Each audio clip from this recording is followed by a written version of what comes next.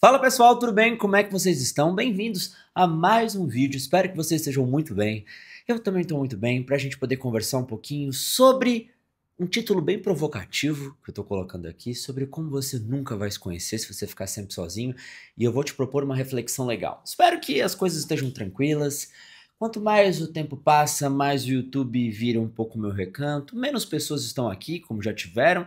Então, você que está aqui está sendo muito valorizado. Eu espero que você esteja feliz de a gente estar nesse momento, essa pílula semanal de conversa, de reflexão, de calma, de candura, num mundo com tanta pressa, num mundo com tanta performance, onde uma agenda lotada virou um sinônimo de status.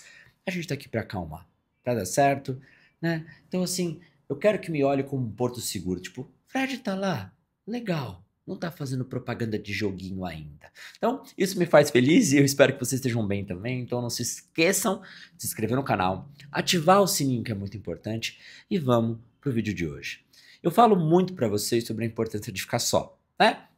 E esse título pode parecer na contramão de tudo que eu falo pra vocês. Como é que você tá me dizendo que eu nunca vou me conhecer se eu não ficar sozinho? Não é exatamente o contrário? Quanto mais eu fico sozinho, mais eu tenho uma relação comigo mesmo. E aí vem a graça da vida, a graça de viver em sociedade, em amar. Porque eu sempre falo pra vocês de uma dualidade muito importante. Ao mesmo tempo, quando a vida nos convida para ficar sozinho, a gente tem que abraçar essa solidão e resgatar tudo que a gente pode dela. Grande parte da vida vai ser solitária, como grande parte da vida também vai ser conexão. A gente não precisa escolher um ou outro. E hoje, isso é uma coisa que me entristece muito. As pessoas têm pensamentos muito aqui ou lá. E a vida é mais plural. A vida é um pouquinho mais sensível. Tem momentos de amar, de criar família, de se conectar, de rir, de se divertir. Isso que eu estou fazendo com você é uma conexão. Somos dois seres humanos neste universo, nessa bola que flutua. E a gente está conversando, trocando ideia, rindo, se divertindo. Como a gente vai fazer isso com a nossa família, com nossos amores. E a vida vai nos proporcionar momentos que a gente vai ter que se relacionar.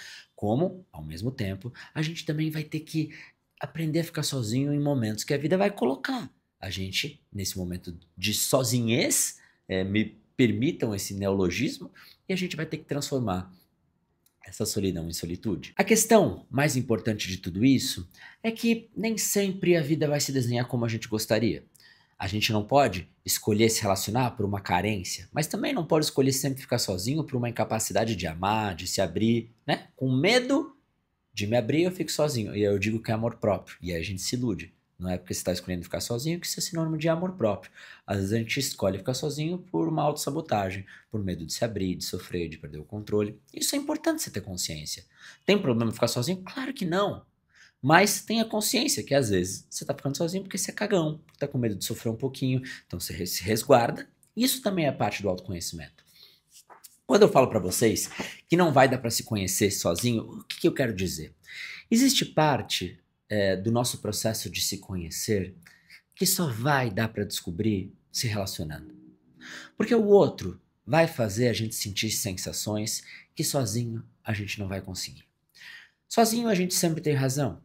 Sozinho a gente não discute tanto. Sozinho a gente escolhe o que quiser para comer, sai a hora que quiser.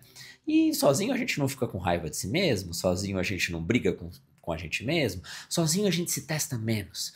Existem emoções que só vão acontecer quando a gente se relaciona com outro ser humano.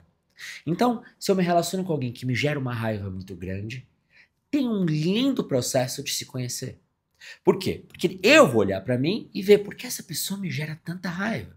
Às vezes uma pessoa sozinha vive muito bem, se sente muito bem, sempre tá no controle, tranquilo. Quando se relaciona, começa a descobrir coisas sobre si mesmo que sozinho não conseguia. E ali tem uma pílula linda de autoconhecimento. Por quê? Porque você não consegue descobrir muitas partes suas, sombrias, sensíveis e até luminescentes, sem se relacionar com o outro. O outro mostra muito sobre a gente, sobre as nossas sombras, projeções e assim por diante. Então, quando eu me relaciono, e eu não digo só amorosamente, né? Quando o cara bate atrás do meu carro, isso me gera uma raiva. Quando alguém não entrega uma coisa pra mim no prazo, e eu acho que as pessoas não são tão inteligentes como eu gostaria. Quando alguém me desrespeita e eu não entendo como as pessoas fazem isso. Quando alguém briga comigo, me toca numa ferida que eu não sei reagir. Tudo isso me gera um processo de autoconhecimento lindo. Então não ache que para você aprender a se conhecer, isso vai dar para fazer sempre sozinho. Precisamos saber olhar para nós mesmos. Quando você tiver um filho, você vai conhecer muito de si mesmo, porque vai tirar sensações que sozinho você não ia conseguir sentir. E aprender a dominar, a olhar, a abraçar, a rir, a se divertir e a melhorar quando alguém te fala coisas que você não sabia sobre você, é uma dor triste, porque olhar para nossa parte que a gente tem vergonha dói muito. E sozinho eu consigo manipular isso.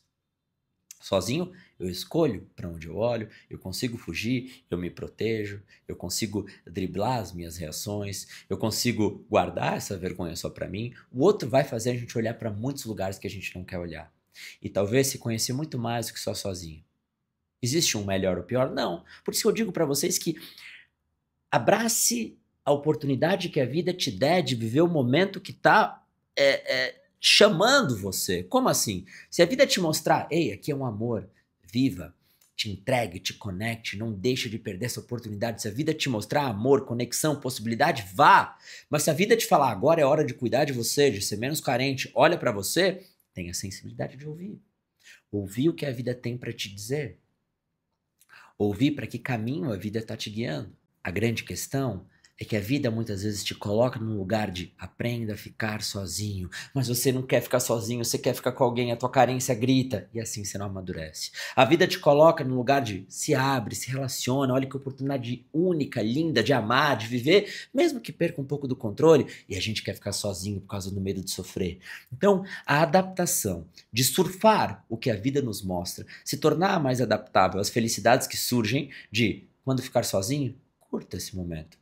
A vida tá te colocando, ei, tá na hora de ficar sozinho, Joana, tá na hora de olhar para você mesmo e cuidar de você. Para de insistir, cuida de você, te resguarda, te reorganiza. Quando a vida te colocar no momento de ama, te abre, tá fechada há muito tempo, não perde a tua capacidade de se sociabilizar emocionalmente, esteja aberto àquilo também. Então não vai dar para amadurecer só ficando sozinho, porque senão você não vai olhar para as sensações e aprendizados que só as relações nos mostram. Como não vai dar para amadurecer só se relacionando e não encarando o vazio que às vezes coloca a gente. Comece a entender, essa é a sabedoria que eu quero que você tenha.